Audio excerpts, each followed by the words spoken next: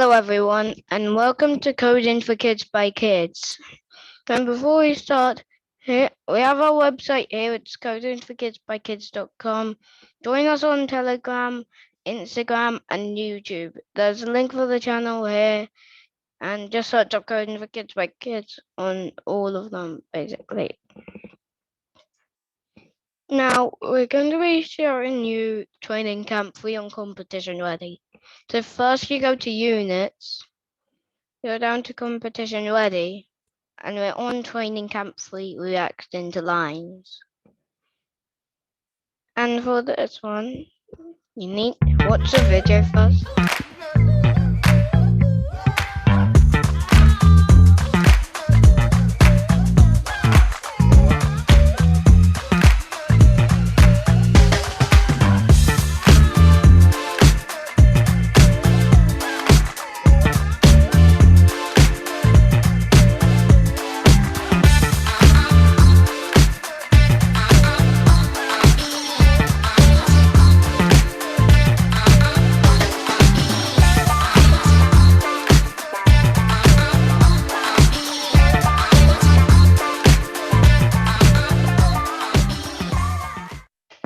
That was basically a preview of what you were going to do. Then, if you haven't already built the driving base, you can build the driving base and then the color sensor, which is actually really short to build. It's basically just attaching the sensor. And for the driving base, you need the hub, the frame of it, put some screws in and put the motors. That's for the wheels, which you can then put in. Then after that, you need to put the stand for the hub with a ball there. That way it'll move along smoothly. Then attach it to your base. Then you'll basically put into parts there. And you're making it all neat with the wires, and you do the same thing for the other side. And then after that, you add the wheels and well, after you add the wheels, you're basically done, but the white parts are actually just like make it neat. But you then need that motor connect, and these are to connect it. And it's also used for the color sensor.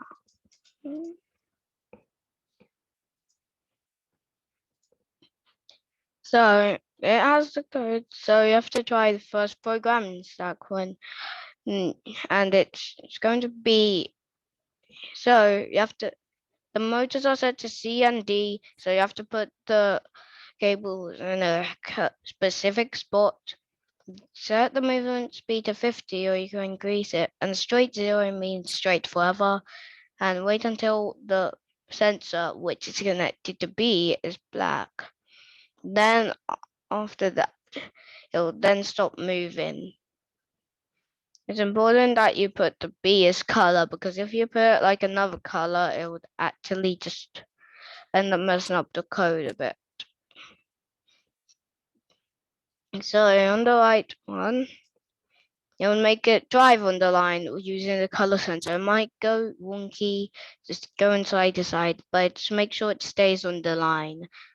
And so it sets its power to 50, and then it starts moving at 0, which is basically the straight 0 with its power, since power is a variable here. And start moving at power at 0% power, and then it waits until the E color is that, and it has to try and go around, and then after that it will try and get back onto a black line.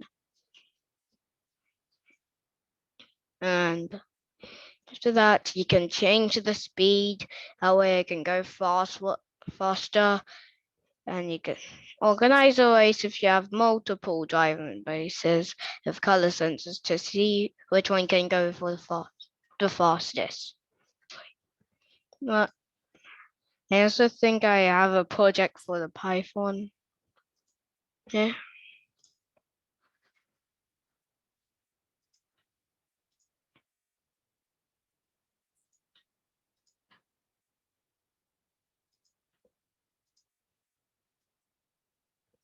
Here it is. So you need to make sure that you put the indents there, that or else it won't work and there would be an error. So this code is basically the Blockly code, but more diverse with Python. And behind the Blockly is actually Python. So this is actually what you're doing the whole time throughout it. So I recommend putting just all of the spike imports. It's basically showing which types of parts you're using on your robot. If you don't know which part you're using, then you can just put all of them. And it's basically what I explained earlier, but it actually doesn't. I think it's mostly just because the left button and it isn't actually the right button that's there. But it should also work with the right button, and as right, it is there. So if it's true, and if the left button is pressed, it will then start the motors, wait until the color sensor is black, then drive the motor, and then stop. And if the right button was pressed, if it was true, the tank would start at 0 power, and then after that, it would wait until the color black and then start and wait until it's color white and try to go back to the color black.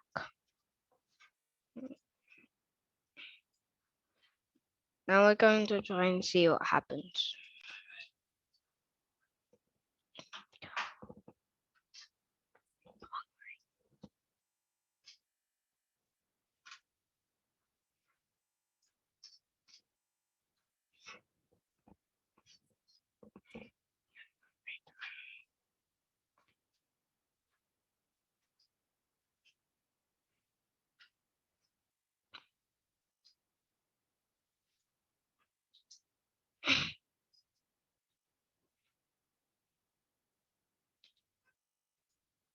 So I'm running the code right now.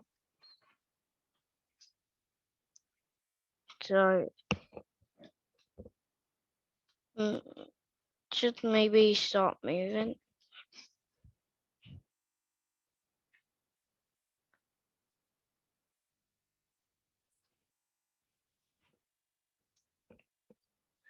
I have to use a Blockly code. I'm just going to change it to a different code. That way it should work.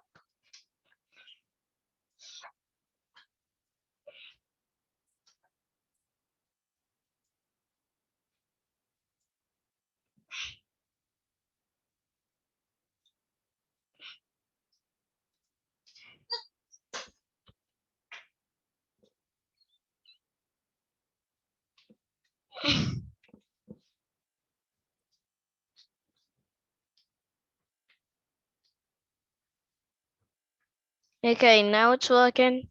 So you can see that it's going on the black lines. So that's one of the codes, and it should get back to going straight. Or so you can just disconnect it, and it will keep on going.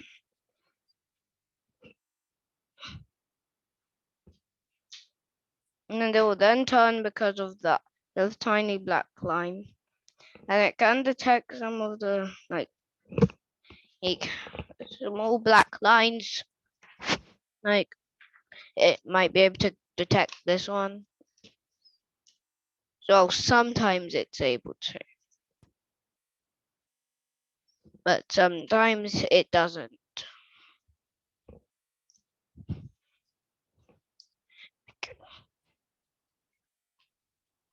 So now I'm going to do the left code. It goes forward forever until it sees a black line. See, it's actually scanned this part of the headset I'm using, and it stopped. And I also can go on the outer line. Okay, so I'll see you all later. Bye.